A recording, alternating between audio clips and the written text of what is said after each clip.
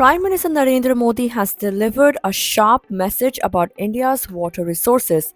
Speaking at an event in New Delhi on Tuesday, Modi asserted that water, which once flowed to another country, will now only benefit India.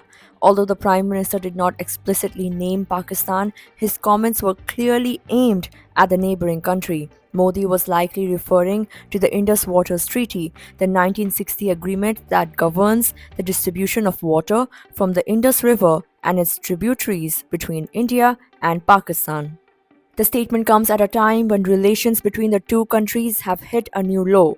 On April 22, 2025, a terrorist attack in Pahalgam, Jammu and Kashmir left 26 people dead, most of them tourists. India has accused Pakistan of harboring the terrorists behind this deadly attack. In response, India has announced a significant move, putting the Indus Waters Treaty in abeyance. This action signals that India is no longer committed to the water sharing provisions under the treaty, particularly in the wake of such a devastating attack linked to Pakistan trained militants. Modi's words were clear. I quote, "Now India's waters will flow for India, will be retained for India, and will serve the interests of India." This is a strong shift in policy that reflects the growing frustration within India over Pakistan's lack of action in condemning terrorism on its soil. The Indus River, a vital water source, feeds 80% of Pakistan's agricultural lands.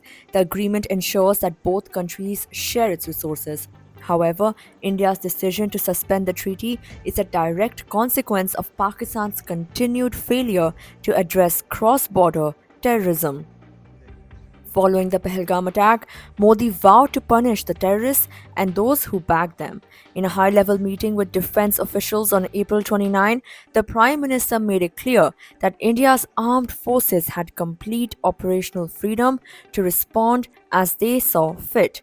This move by Modi highlights the growing tensions over water resources, national security, and the failure of diplomacy in the region. The future of the Indus Waters Treaty hangs in the balance as both countries navigate these troubled waters. Stay tuned for more updates.